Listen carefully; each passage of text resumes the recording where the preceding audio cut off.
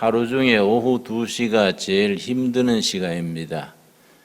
점심 먹은 후에 식곤증이 몰려와서 잠 오는 것이 정상입니다.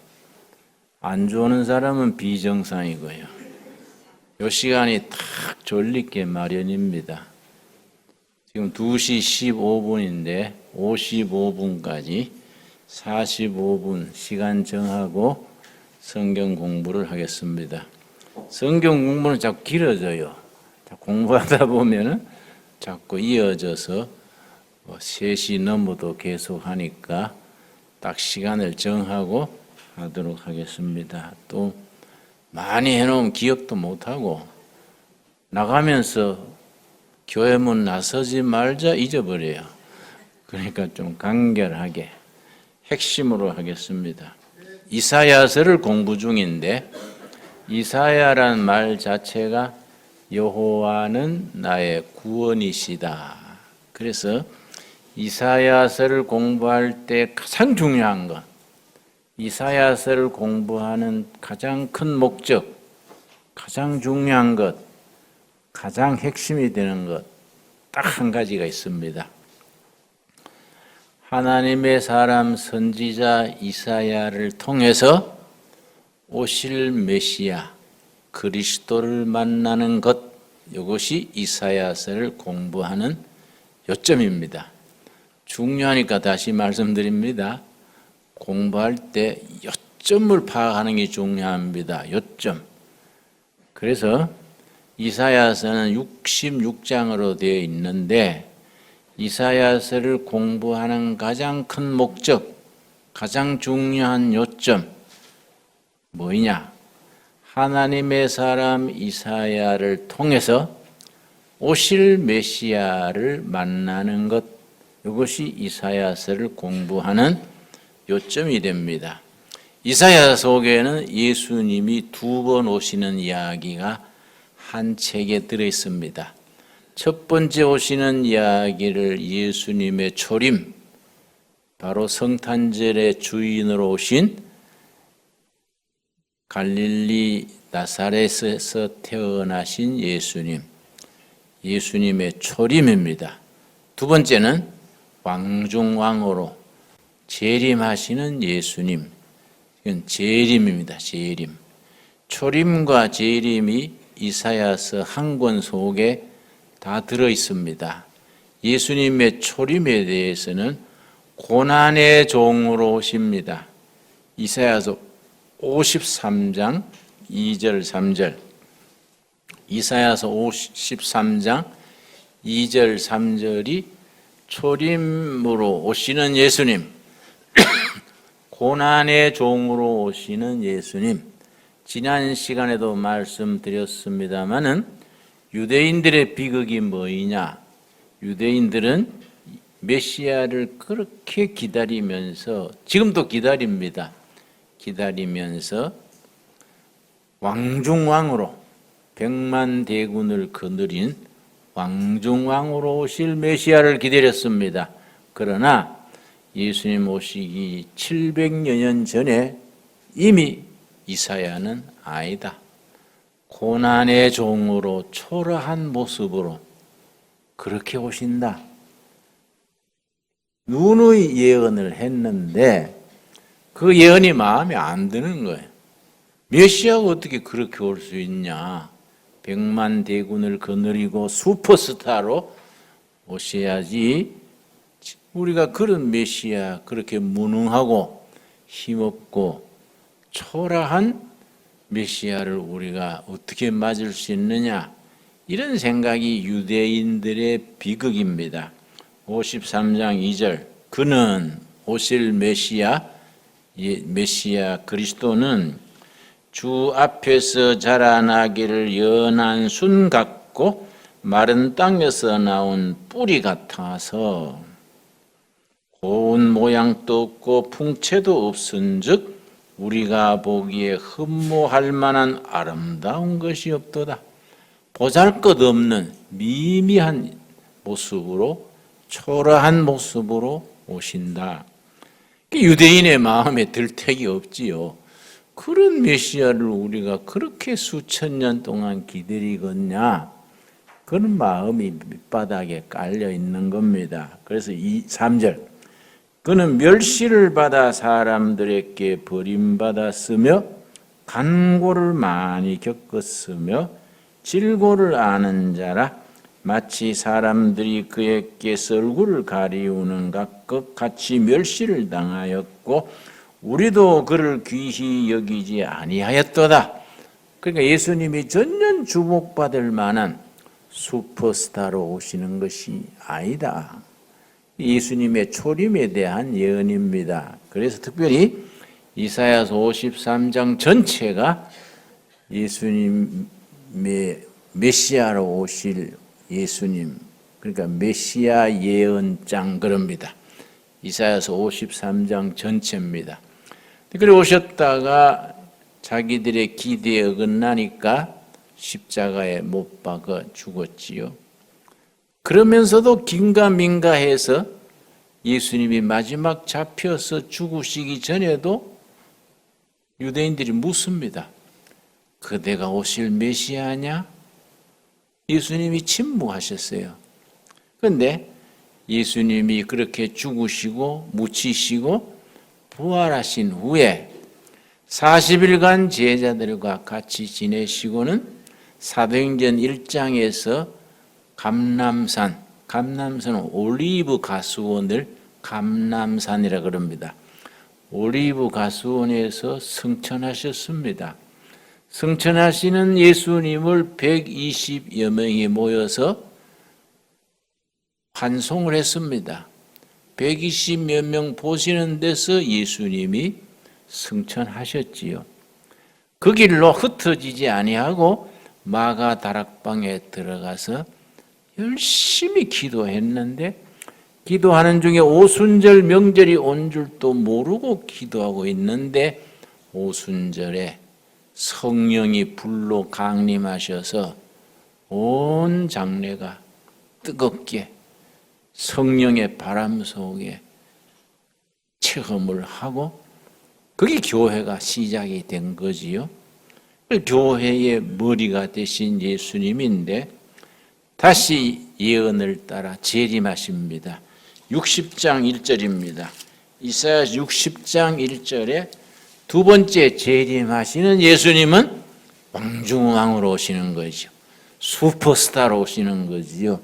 온 우주의 왕으로 오시니까 그때는 공중나팔로 천사장의 안내를 받으며 공중나팔로 아주 빛과 번쩍하게 오시는 거지요. 유대인들은 초림 때 그런 메시아를 기다렸는데 그때는 예수님이 그래 안 오시고 고난의 종으로 오셨다가 승천하시고 하나님 보호자 우편에 계시면서 지상의 교회 자기 백성들을 위해서 하나님 아버지께 중보기도 하신다. 히브리서에 그렇게 기록이 되어 있습니다. 그래서 히브리서를 제5복음서라 그럽니다. 마태, 마가, 누가, 요한이 사복음서지요. 사복음서는 예수님이 이 땅에 계시던 동안의 이야기, 사복음서입니다.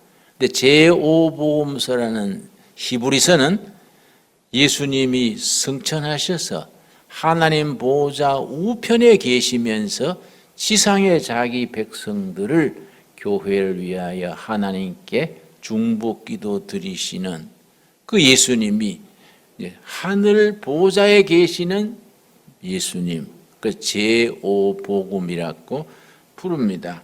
자, 60장 1절이 그렇게 재림하시는 예수님에 대한 말씀입니다. 일어나라, 빛을 발하라. 이는 너 빛이 이르렀고 여호와의 영광이 너 위에 임하였음이니라. 보라, 어두움이 땅을 덮을 것이며 캄캄함이 만민을 가리우려니와. 예수님이 재림하실 때가 되면은 온 세상이 영적으로 어두운 시대가 온다. 영적으로 캄캄한 시대가 온다. 그 얘기지요. 이거는 자연 현상도 일부 들어갈 수 있겠지만은 인간 세상의 영적인 상태를 말합니다. 어두움이 땅을 덮을 것이며 캄캄함이 만민을 가리우려니와 오직 여호와께서 너 위에 임하실 것이며 그의 영광이 너 위에 나타나리라.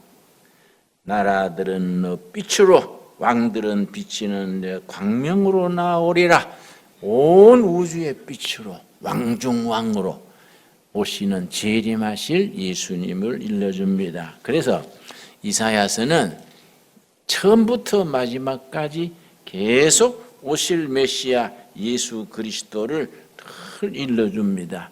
먼저 예수님이 어떻게 태어나시느냐 7장 14절이 시작이지요. 이사야서 7장 14절 너무나 유명한 본문이기 때문에 새삼스럽게 다시 읽을 필요조차 없는 이사야서 7장 14절 누구한테서 태어나시느냐 어떻게 태어나시느냐 7장 14절 처녀 마리아에게서 태어나는 것이 메시아가 오시는 징조 사인이다 그렇게 일러주십니다. 7장 14절 이런 말씀을 우리가 확실하게 우리가 마음에 담아야 됩니다. 그리고 말씀 그대로 아멘으로 받아들여야지 인간의 이성과 상식을 가지고 자꾸 초를 달고 뭐 따지고 이러면은 믿음의 세계, 영의 세계는 아니지요. 7장 14절 그러므로 주께서 친히 징조 메시아가 오는 사인이 징조를 너희에게 주실 것이라. 보라 처녀가 잉태하여 아들을 낳을 것이요 남자를 가까이 하지 않는 처녀가 아들을 낳게 되는 것이 메시아가 오시는 징조다. 그 마리아를 말하지요. 마리아가 아기를 탄생하는 것이 징조다. 그의 이름을 임마누엘이라 하리라. 자기 백성과 함께 하시기 위해서 하나님이 사람의 모습이 되어서 사람의 몸을 여인을 빌려서 태어나신다. 이 징조, 사인의 첫 번째지요. 그리고 어떤 가문에서 태어나느냐, 어떤 집안에서 태어나느냐, 11장 1절이지요. 이사야서 11장 1절. 여러분 이사야서를 읽는 목적의 가장 중요한 것이 이사야 선지의 예언을 통해서 오실 메시아를 만나는 것이라고 말씀드렸지요. 그럼 누구한테서 태어나느냐? 처녀에게서 마리아에게서 태어나는 것이 메시아가 오시는 징조다. 그 일러주고 11장에서는 어떤 집안에서 누구 핏줄로 태어나느냐? 우리나라 말하면 전주 이씨 집안이냐, 경주 김씨 집안이냐, 뭐 이런 식이지요. 어떤 집안에 어떤 혈통으로 태어나시느냐? 11장 1절이지요. 이새의 줄기에 싼 싹이 나며 이새는 누구 아버지입니까? 다윗의 아버지지요. 그러니까 성경에 이새의 줄기 그러면은 다윗 왕가의 정통성을 말합니다. 다윗 왕가의 정통성. 우리 초대 대통령 이승만 대통령이 전주 이씨 왕손이거든요. 이승만 대통령이. 그래서 사람들이 독립운동할 때에 조선의 대를 끊어진 전주 이씨고 하니까 왕이 되십시오. 그러니까 이승만 대통령이 다음 독립된 후에는 민주주의 인민이 백성이 대통령을 뽑는 민주공화국이 돼야지 전주 이씨 이 조선조를 따지는 것은 이거는 시대의 낡은 생각이다. 그래가지고 전주 이씨 쪽에서는 아주 역적이라 해서 감옥을 살렸지요. 20대에 감옥을 살았는데 아주 전주 이씨 집안에서는 아주 불손한 사람으로 그랬는데 감옥에서 예수를 믿게 된 겁니다. 예수를 믿고 감옥 안에서 무려 50여 명을 전도했습니다. 감옥에서 청년 이승만이 먼저 예수 믿고 같은 감옥의 죄수들을 전도했는데 그때 전도받은 사람들이 이상제, 이승문, 기라성 같은 애국자들이 이승만한테 전도받은 사람들입니다. 그러니까 이제 어떤 집안에서 태어나느냐, 이새의 줄기, 다윗 왕가의 왕손으로 태어난다, 그 얘기죠. 이새의 줄기에서 다윗 왕가가 무슨 지파인지 아십니까? 유다 지파지요. 유다 지파. 그러고 유다 지파로서 베들레헴에서 태어난다. 그 베들레헴에서 태어난 성경상에 세 인물이 있습니다. 첫째는 다윗이 베들레헴 출신이지요. 그러고 룻기의 남편 집안이 베들레헴이지요. 그러고 예수님이 베들레헴. 그 베들레헴이라는 이름이 떡집이라는 말인데, 떡집. 아주 부초 내릴 때 조그마한 마을인데 아주 살기 좋았던가 봐요. 떡집이란 뜻의 베들레헴에서 태어나신 거. 이걸 다 구약에서 분산시켜서 예언을 한 겁니다. 이새의 줄기에서 한 싹이 나며 그 뿌리에서 한 가지가 나서 결실할 것이요. 이게 이제 메시아가 태어나는 모습을 상징적으로 표현합니다. 말씀드린 것처럼 유대인들은 아주 100만 대군을 거느린 장군이 100말 타고 나팔 불고 올 줄 알았는데 이사야서 11장은 아니다. 싹이 아기 예수를 상징적으로 설명하는 겁니다.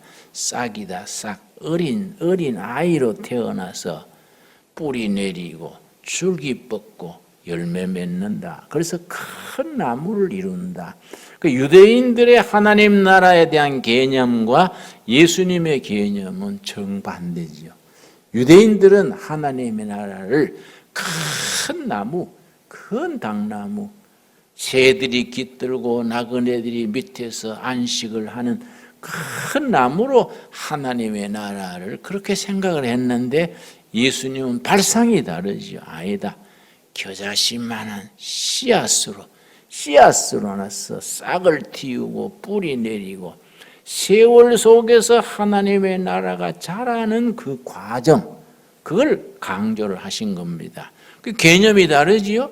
유대인들 제사장, 바리새인 이런 사람들은 큰 나무로 오시는 메시아, 하나님의 나라를 기다리는데 이사야 선지는 아니다. 조그마한 싹이다. 싹이 트고 뿌리 내리고 가지 뻗고 드디어 열매 맺는 거다. 마태복음 13장을 비유장이라 그럽니다. 마태복음 13장을 천국 비유장이라 그러는데 거기에서 그 겨자씨 싹 트는 비유도 말씀하시고 하나님의 나라는 어떤 부인이 밀가루 서말 반죽에 누룩을 넣는 것과 같다. 요즘 효모, 이스트, 발효하는 누룩을 밀가루 반죽에다가 넣으면은 얼마 안 되는 한 주먹 되는 효모, 이스트가 밀가루 반죽을 크게 부풀게 하지 않느냐. 그 하나님의 나라가 조그마한 데서 어린아이가 자라듯이 조금씩 좀이 자라서 커지는 것을 말하는 거지요. 그러니까 거기에 대한 개념을 가져야 돼요.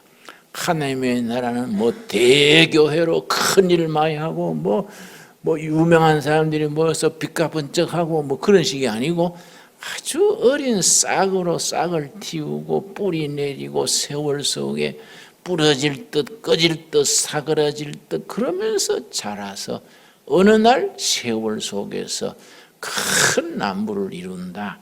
이게 이제 이사야 선지가 제시하는 비전, 환상입니다. 11장 1절 다시 읽습니다. 이새의 줄기에서, 이새의 줄기는 이해하셨지요? 다윗 왕가 왕손으로 한 싹이 나며, 이 싹이 메시아를 상징하는 상징입니다. 그냥 풀싹을 말하는 게 아니고 생명을 가지고 미래를 가지는 그 싹으로 오시는 예수님. 싹이 나며 뿌리 내리고 한 가지를 뻗어서 결실한다. 그런데 우리는 자꾸 결실부터 찾지요.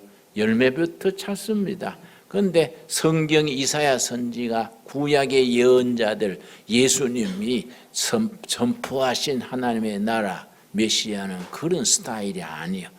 조그마한 사기에서 한겨울을 견디고 싹이 터서 뿌리 내리고 가지 뻗어 드디어 열매 맺는다.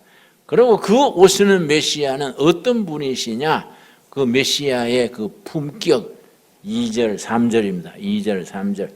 그의 위에 여호와의 영 곧 지혜와 총명의 영이요. 지혜와 총명이 합쳐져서 성령 충만인데 그 단어가 가지는 의미가 분명히 다르다는 것을 인식해야 합니다. 지혜는 하나님의 뜻을 분별하는 우리 동양식으로 말하면 천기누설 그러죠? 천기누설 그런 말 쓰듯이 하나님의 그 하늘의 때를 분별하고 천기를 살피는 그게 지혜죠. 지혜. 하늘의 뜻을 분별하는 영적 슬기로움, 이 지혜. 총명은 세상적인 판단력.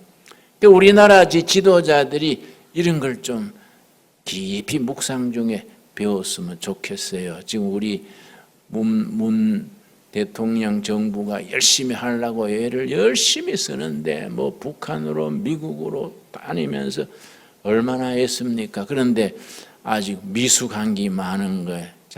예를 들어서 기본 임금을 올리지 않습니까? 이 사람들이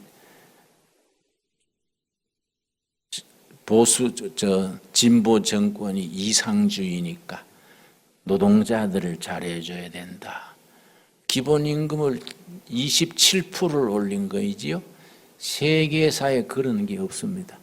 일본이 금년에 3% 올렸어요. 3%, 2%, 3% 조금씩 올려가지고 차츰 올려야 되는데 좋은 이상을 가지고 나쁜 마음으로 하는 게 아니란 말이야.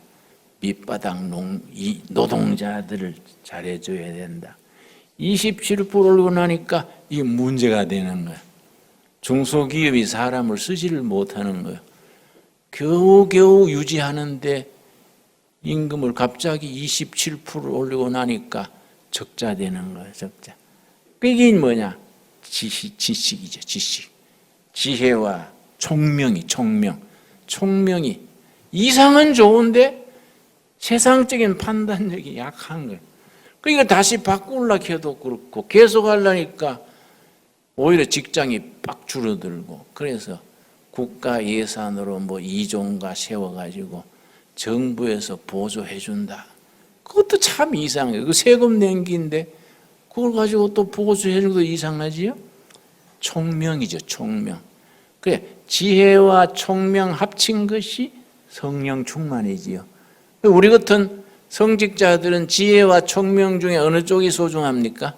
지혜가 있어야 교인들에게 잘 가르쳐 주지요. 우리 교인 중에 누구라고는 말씀 안 드리겠습니다만 저는 설교할 때에 뭐 원고 안 보고 살피면서 하지 않습니까? 얼굴이 다 보입니다. 특별히 얼굴이 참 무슨 근심에 젖은 얼굴은 눈에 띄어요. 응? 이 설교할 때 딱 눈에 띄는 사람이 있습니다. 수천 명이 모여도요. 껌 씹는 사람은 눈에 딱 들어옵니다. 껌이 계속 규칙적으로 입이 움직이기 때문에 그 설교하는데 아주 지장이 있어요. 응? 그리고 이 부채질하는 사람 눈에 들어옵니다. 요새 더워 놓으니까 주보를 가지고 부채질하는 거예요. 사실 이거 더 더워요. 흔들하고. 근데 사람들이 더우니까 부채질하는 거 누려요. 그런 사람들 그러고 얼굴이 아주 상심해가지고 근심이 꽉 저리는 얼굴이 표가 납니다. 우리 건설을 하는 분이 내가 이래 보니까 아주 얼굴이 정말 말이 아니에요. 그래서 내가 밖에 나서 기다리지 않습니까? 마치고 기다리는데 나갈 때 내가 귀에 대고 일러줬지요. 집사님, 망할 때 잘 망해야 돼요. 폭삭 망하세요. 안 망하려고 처갓집 돈 끌어들이고 사촌, 육촌 돈 빌리고 이러면은 제기를 못 합니다. 망할 때 그냥 확실히 망하고 다시 재기할 때 처갓집 돈도 빌리고 사촌 돈도 빌리고 동생 집도 이렇게 보증서고 해야지, 안 망하려고 다 끌어들이면 줄줄이 망합니다. 그런데 눈이 희둥그레지더라고요. 한 달 뒤에 나한테 와가지고 목사님 쪽집게시네요. 오늘 부도를 낼까 견딜까 돈을 뭐 어떻게 해볼까 하는데 그 말씀하셔서 그동안에 폭삭 망했습니다. 있는 그대로 탁 털고 이제 새 시작합니다. 그러니까 기도해 줬어요. 2달 뒤에 일어나세요. 2달 뒤에 친척들이 다 고맙게 생각하는 거예요. 자기들 안 끌어들이고 망해준 걸 고맙게 생각해가지고 다시 시작한다니까 처가집도 밀어주고 사촌도 밀어주고 지금 잘 되고 있어요. 이 총명이죠. 총명. 그렇죠? 그러고 이거는 영적으로 그런 게 내가 뭐 사업을 합니까? 내가 뭐 쪽집게 무당도 아니고 뭘로 합니까? 요즘 젊은 사람들이 하는 말로 필이 꽂힌다 그래요. 그래서 대충 짐작해 가는 거예요. 아, 저 사람이 지금 어렵겠구나. 이게 참 중요한 거이지요. 그런데 예수님은 오실 메시아는 지혜와 총명의 영이 그 위에 임한다. 하나님의 뜻을 분별하는 슬기로움, 세상적인 판단력, 이게 같이 임한다는 거이지요. 그러니까 우리가 사업하시는 분들은 총명이셔야지요. 그래야 투자를 잘할 거 아닙니까? 총명이 없고 의욕만 가지고 해가고 홀랑방해 놓고 마누라 보고 당신이 뭐 어째 좀 해봐야지. 그래가지고 뭐 친정 뭐 육촌 다 다니며 돈 좀 빌려가 빚 막아줘가 숨 쉴만 하면 또 나가 저지르는 거예요. 그 몇 분 되풀이가 안 하면 정축이 가버리는 겁니다. 아이고 우리 집 얘기 같네. 그런 분 없으세요? 이게 총명하지 못한 게 총명. 뭐 그런 사람들이 또 정직하고 순진하다고요. 골병 드는 건 집안 식구들이요. 그렇다고 뭐 사기꾼 잘 떼는 게 좋다는 게 아니고, 여러분 우리가 지혜와 총명을 같이 가지는 그런 하나님의 은혜를 우리가 힘입도록 기도하셔야 돼요. 지혜와 총명의 신이요. 그 다음 뭡니까? 모략과 재능의 신이요. 모략은 뭐이냐? 여럿이 합심 기도해서 얻는 결론이 모략이죠. 같이 의논하고. 그래 부부가 큰 일을 시작할 때는 부부가 같이 기도해야 됩니다. 부부, 그 애들한테도 물어봐야 돼요. 아버지가 이번에 이런 거 하려고 하는데 너희 생각은 어떠니? 뭐 어린이들은 뭐 알겠니? 그거 안 돼요. 물어보고 아버지 괜찮을 것 같네요. 저도 기도할게요. 이런 마음을 모아가지고 하는 것이 모략이요, 모략. 이 모략이 참 중요하거든요. 그런데 우리는 그렇지 못해가 확 저지러 놓고 뒷감당을 못하는 예가 많지요. 모략과 재능의 신이요. 재능은 개인에게 임하는 능력, 달란트지요. 이거 합쳐가지고 메시아의 성품이지요. 재능의 신이요.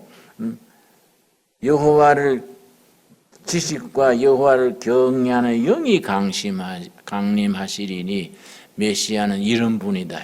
이런 걸 갖춘 분이 메시아다. 그래서 3절 말씀, 그가 여호와를 경외함으로 즐거움을 삼을 것이며 그의 눈에 보이는 대로 심판하지 아니하며 그의 귀에 들리는 대로 심판하지 아니하며. 그러니까 메시아가. 그리고 5절 같이 읽겠습니다. 공의로 그의 허리띠를 삼으며 성실로 그의 띠를 삼으리라. 그러고 메시아가 재림하셔서 세우시는 메시아 왕국은 어떤 왕국이냐? 하나님의 앞으로 올 하나님의 나라. 지금 아직 교회는 그런 수준에 이르지 못한 겁니다. 앞으로 재림하실 예수님이 이루는 하나님의 나라는 어떤 나라냐? 이사야 선지가 환상 중에 그 비전을 제시하는 겁니다. 이건 미래에 속한 비전이지요. 그러니까 그게 6절에서부터 9절까지지요. 6절. 그때 언젠가 다가올 미래 어느 때입니다. 미래 어느 때에 이리가 어린 양과 함께 살며 포범이 어린 염소와 함께 누우며 송아지와 어린 사자와 살찐 짐승이 함께 있어 어린아이에게 끌리며, 그 시대에 하나님의 나라의 그 모습을, 그 평화롭고 정의로운 모습을 얘기한 뒤에 9절이 우리 모든 교회와 선교의 목표지요. 9절 함께 읽겠습니다. 내 거룩한 산 모든 곳에서 해됨도 없고 상함도 없을 것이니 이는 물이 바다를 덮음같이 여호와를 아는 지식이 세상에 충만할 것이니라. 하나님을 아는 지식이 온 세상에 차고 넘치는 시대, 다가올 하나님의 나라, 그 왕국, 예수님이 통치하시는 그 시대를 일러주는 겁니다. 그러면 그 예수님이 아기 처녀에 잉태하여 아기를 낳을 것이요, 7장 14절 읽었지요. 9장 6절에도 되풀이합니다. 이사야서 9장 6절, 이사야서 9장 6절입니다. 그래서 이사야서를 읽으면서 우리가 오실 그리스도가 어떤 모습으로 오신다는 것을 구구절절히 중간중간에 모래밭에 진주 보석을 뿌려놓은 듯이 이렇게 진리들을 뿌려놓은 거이지요. 그걸 찾아내서 줄로 엮어서 목걸이를 만드는 것을 신학이라 그러고, 개인에게는 신앙 고백이라고 말하는 겁니다. 자, 이사야서 9장 6절. 이는 한 아기, 누구를 말하겠습니까?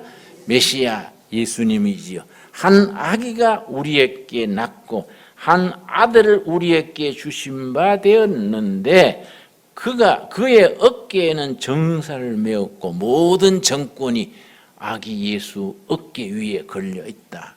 그의 이름은 기묘자라. 기묘자는 사람의 지혜로 청량하지 못할 그는 기묘하신 분, 기이하신 분이라. 모사라, 전능하신 하나님이라. 영존하시는 아버지라. 평강의 왕이라 할 것임이니라.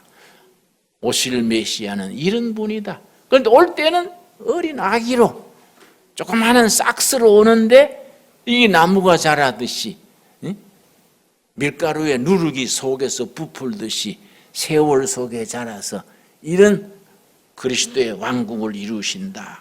이렇게 아주 참 귀한 말씀이지요. 자, 그 예수님이 어떤 인격, 어떤 성품이냐? 42장에 나옵니다. 42장, 이사야서 42장.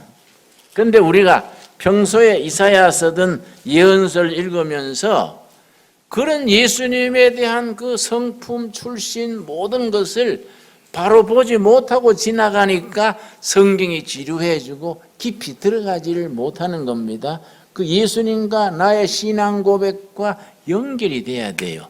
그래서 아멘 하면서 읽으면 성경이 깊어지지요. 자, 42장 1절과 2절 제가 읽습니다. 1절에서 4절까지 오실 메시아는 어떤 분이시다, 그 읽어줍니다. 내가 붙드는 나의 종, 내 마음에 기뻐하는 자, 곧 내가 택한 사람을 보라. 내가 나의 영을 그에게 주었은즉 그가 이방에 정의를 베풀리라. 자, 2절 말씀. 그는 외치지 아니하며 목소리를 높이지 아니하며 그 소리를 거리에 들리게 하지 아니하며. 예수님은 아주 낮은 목소리로 부드럽고 조용조용한 목소리로 말씀하신다는 게 뭐지요? 뭐 히틀러처럼 웅변가가 아니다 이거지요.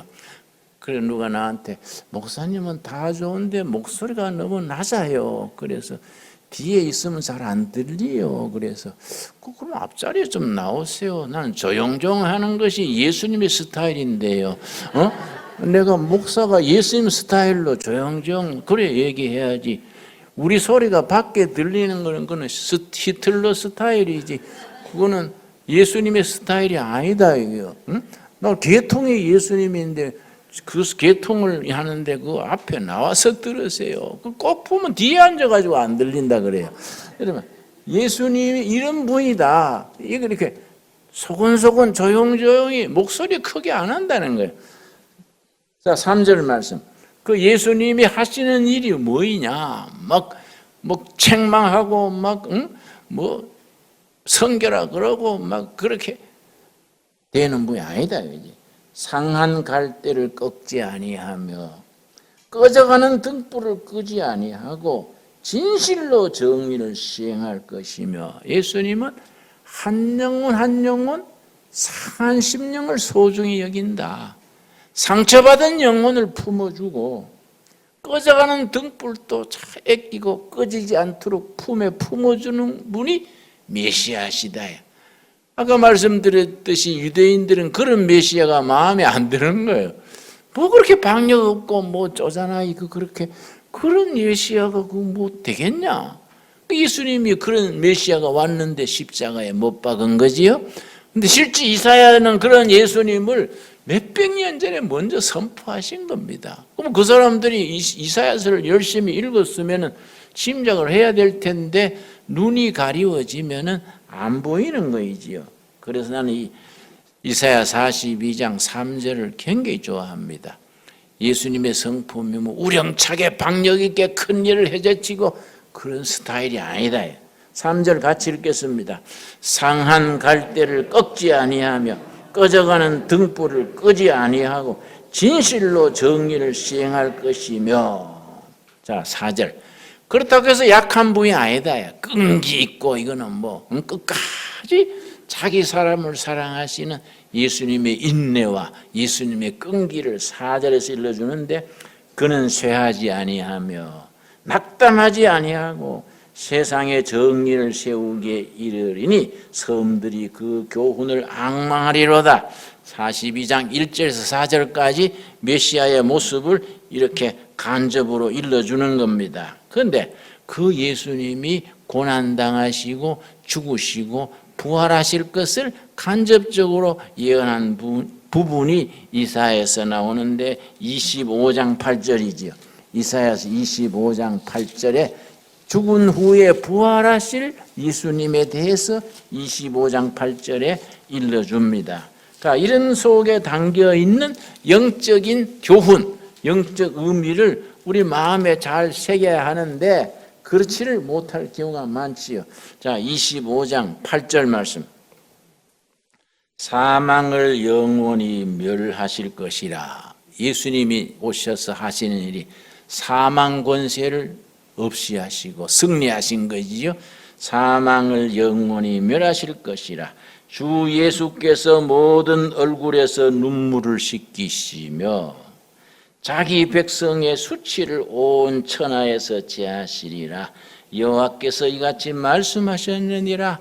예수님이 무덤에서 사망 권세 이기시고 부활하셔서 모든 백성들의 눈에서 눈물 씻겨주시고 슬픔이여 안녕, 슬픔을 대신 지시고 그런 사역, 예수님의 사역을 예언하신 뒤에 이사야서 53장에 가서 실질적인 예수님의 메시아에 대한 것을 아주 클라이막스로 일러줍니다. 53장 다시 되돌아갑니다. 이사야 53장. 이사야 53장을 무슨 장이라 한다고요? 메시아 예언장. 굉장히 중요한 장이지요. 그래서 이사야 53장을 신구약 성경을 추려서 한 장으로 압축시키면은 참기름 가게에서 깨소금 넣어서 참기름을 짜내듯이 신구약 성경을 탁 짜내서 엑기스로 뽑으면은 이사야서 53장이 되는 것이다. 그렇게 일러주는 굉장히 중요한 내용입니다. 이사야서 53장 같은 부분은 우리가 전장을 암송해 버릴 필요가 있습니다. 53장 1절. 우리가 전한 것을 누가 믿었느냐? 여호와의 팔이 누구에게 나타났느냐? 그는 주 앞에 자라나기를 연한 순 같고 마른 땅에서 나온 줄기 같아서. 땅이 비옥해야 줄기가 튼튼하게 올라오는데 메마른 땅에 억지로 싹이 트고 하니까 메마른 거지요. 예수님의 신체나 풍채나 모습이 가난한 집안에서 그렇게 또 맏아들로서 살았으니 신체도 체격도 빈약하고 얼굴도 인기 끌 게 없다는 거이죠. 그래서 예수님의 집안이 어느 정도 가난했는지 나오는 성경 구절이 있습니다. 그 시대에 제사를 지내는데 부자들은 송아지를 가지고 제사 지내요. 중산층은 양이나 염소 가지고 제사를 지내요. 아주 극빈자들은 뭘로 지냈겠습니까? 비둘기. 비둘기도 사는 비둘기가 있고 키워놓은 거 사는 비둘기 있고 그것도 살 돈이 없으면 산비둘기 잡아와도 돼요. 그 산비둘기 잡아와서 자기가 제사를 지내는데 예수님의 어머니 마리아가 예루살렘 성전에 가서 제사 드리는데 제물을 뭘로 드렸다고 되어 있습니까? 비둘기로 제사를 드렸다. 그거는 예수님의 가정이 극빈층이다 이 말이에요. 극빈층. 비둘기로 제사 드릴 수밖에 없는 그런 가난한 집안이다 이거지요. 그러니까 그런 집안에서 뭐 어렵게 자라가지고 뭐 뽐내고 뭐 그럴 여가 어디 있겠습니까? 그런 모습을 53장에서 예수님이 보여주시죠. 이사야 선지는 미리 말해주는 겁니다. 2절 그는 주 앞에서 자라나기를 연한 순 같고 마른 땅에서 나온 뿌리 같아서 고운 모양도 없고 풍채도 없은즉 우리가 보기에 흠모할 만한 아름다운 것이 없도다. 인기 끌만한 것이 전혀 없다는 거지요. 그런데 3절 4절에 가서 예수님의 메시아의 아주 크라이막스가 그 다음부터 나옵니다. 그는 멸시를 받아서 사람들에게 버림받았으며 간고를 많이 겪었으며 질고를 하는지라. 갓난신고. 그 시대의 목수는요, 요즘 목수는 일당이 많지 않습니까? 그때 목수는요, 그 유대나라는 집이요, 흙벽돌을 이겨가지고 쌓아놓고 위에도 얼기설기 비가 많이 안 오니까 1년 강우량이 200mm 이하니까 우리나라 지금 비가 많이 올 때는 하루에 200mm 오지 않습니까? 이번에 일본에 한꺼번에 1000mm가 비가 쏟아져 가지고 그 일본이 뭐 1000여 명이 죽었다지요. 그런데 이스라엘은 1년 통계가 200mm 이하입니다. 그러니까 지붕도 대충 하는 거예요. 비가 안 오니까. 그러니까 목소락하기보다는 허들에 일하는 사람이에요. 예수님이 그런 직업으로 살았으니까 갓난신고, 질병, 고통을 몸으로 겪은 분이다. 그래서 우리가 힘들 때, 어려울 때 예수님께 마음 놓고 기도할 수 있다. 예수님 이 땅에 계실 때 다 겪은 거 아닙니까? 이럴 때 좀 도와주십시오. 마음 놓고 부탁하고 기도할 수 있다. 이해가 됩니까? 예. 4절 말씀, 4절, 5절, 4절에서 6절까지가 구약의 복음절이에요. 복음. 그래서 구약의 요한복음 3장 16절이다. 그렇게 말합니다. 자, 이사야서 53장 4절에서 6절까지를 구약의 요한복음 3장 16절, 신약의 요한복음 3장 16절을 작은 복음이라 그러거든요.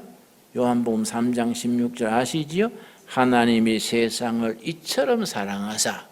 그게 이제 요한복음 3장 16절인데 복음의 작은 복음. 요한복음 3장 16절 속에 복음이 다 들어있다는 거예요. 그 작은 복음인데 구약의 요한복음 3장 16절에 해당하는 부분이 이사야서 53장 4절에서 6절 요 사이다. 그래서 누가 성경학자가 기독교는 성경이 다 사라져도 구약의 이사야서 53장 4절 6절 신약의 요한복음 3장 16절만 있으면 기독교는 흔들리지 않는다. 그런 말을 남겼습니다. 4절 그는 실로 우리의 질고를 지고 질병과 고통을 지고 가시고 우리의 슬픔을 당하였거늘. 예수님이 슬픔을 지고 갔으니까 남은 건 뭐가 남았습니까? 기쁨이 남은 거지요. 슬픔이요 안녕. 기쁨이 남아있는 거지요. 여러분 예수님이 슬픔을 지고 갔으니 기쁘게 삽시다. 아주 힘차게 기쁘게 누리고 삽시다. 우리는 생각하기를 그는 징벌을 받아 하나님께 맞으며 고난을 당한다 하였노라.